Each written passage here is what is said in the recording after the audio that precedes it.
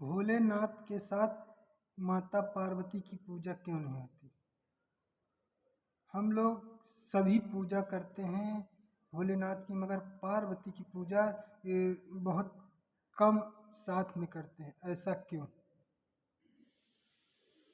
एक बार भोलेनाथ किसी भक्त को के पास गए थे। वो मतलब जो औरतों को सोचने में गलत होता है, ऐसे भक्त के पास गए थे। तो पार्वती माता को भी भ्रम आ गया था। तो वो भी बहुत वो हो गई थी, इसलिए उनकी पूजा भोलेनाथ के साथ नहीं होती है। फिर पार्वती माता को जब सत्य का पता चला, तब तभी से ये जो प्रदोष व्रत होता है तभी से चालू हो गया।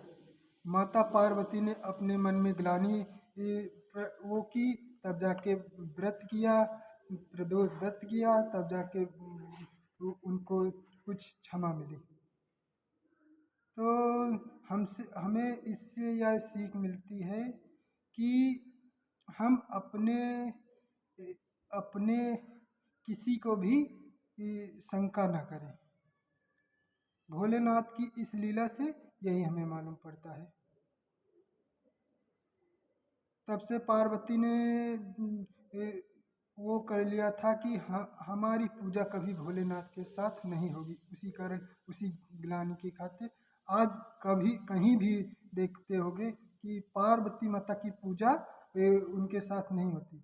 मगर जब उनकी लीलाएं समाप्त होने लगी, धीरे धीरे सब होने लगा, तो कहीं ना कहीं हम लोग देखते हैं कि माता पार्वती की पूजा भोलेनाथ, क्योंकि हम सत्य को जानने लगे कि सत्य क्या था, कि उनके मन में दुर्व्यवहार आ गया था। इस कारण उन्होंने अपनी पूजा बंद करवा दी थी। इसी तरह हर भगवान के साथ उनकी स्त्रियों की पूजा नहीं होती। इसमें एक कारण और भी है कि जो समझदार आदमी होते हैं, समझदार औरतें होती हैं, वो अपने पति से, वो अपने पति के बराबर नहीं मानती हैं।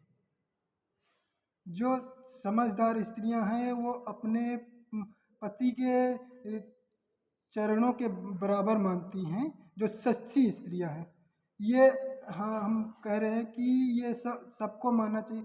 भले कोई छोटा हो या बड़ा हो, ये छोटा बड़ा या पैसे वाला कुछ भी, ये भगवान की लीला होती है, हमारे कर्मों की परीक्षा होती है।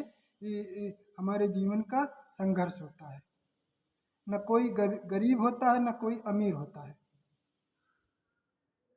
इसी तरह विष्णु भगवान हुए, ब्रह्मा जी हुए, और भी भगवान हैं, उनकी स्त्रियों की पूजा उनके साथ नहीं होती, क्योंकि वो सत्य को जानती हैं कि हम अपने पति से बड़े नहीं हैं। तो इसीलिए जो समझदार स्त्रियां हुई, उन्होंने अपने पति के बराबर अपने को समझना छोड़ दिया कि हम तो उनके चरणों के बराबर हैं। ये हम सोच रहे हैं कि हम गलत कह रहे हैं। ये नहीं, चरणों कि हम चरणों के बराबर नहीं हैं, मगर हमको चरणों के बराबर मानना चाहिए, क्योंकि ये धर्म है हमारा। हम छोटे बन के रहेंगे तभी बड़े बनेंगे। हम बड़े बन जाएंगे तो कभी बड़े नहीं बन पाएंगे। अब सच्चे लोगों की यही पहचान होती है। तभी से ये प्रदोष व्रत चालू हो गया। ये पार्वती ने सत्य को जान लिया, तो तभी से कह दिया कि हम प्रभु के बराबर कभी नहीं हो पाएंगे। आज माता रानी की कितनी लीलाएं हैं, कितने स्वरूप हो गए हैं, मगर भोलेनाथ के साथ कभी भी पूजा नहीं होती।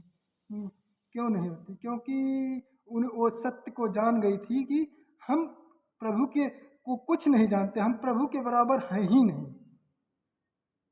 प्रभु के हम चरणों के धूल के बराबर भी नहीं है। वो सत्य को जान गई थी, इसीलिए उन्होंने अपनी पूजा बंद करा दी। मगर हम धीरे धीरे सच्चाई को जानने लगे तो उनको हम उनके भोलेनाथ के साथ जोड़ने लगे, हम अपनी तरफ से जोड़ने लगे। मगर माता रानी पार्वती माता ने स्वयं कह दिया कि हमारी पूजा भोलेनाथ के साथ कभी नहीं होनी चाहिए। इसी तरह हर देवियों ने अपने को सत्य जान लिया, इसलिए कहा कि हमारी पूजा हमारे पतियों के साथ नहीं होनी चाहिए। हम आज की समाज में कुछ समझदार हो गए, इसलिए पूजा करने लगे हैं अपनी इच्छा से। मगर वो हमारी माताएं कभी नहीं कहती कि हमारे पति के साथ हमारी पूजा हो, क्योंकि वो सत्य को जान गई हैं कि हम तो उनके चरणों के बराबर भी नहीं हैं। इस वीडियो में भाई मैं छोटे से समझाया हूँ, कुछ समझ में आया हो तो क्षमा करना। जय श्री भोलेनाथ।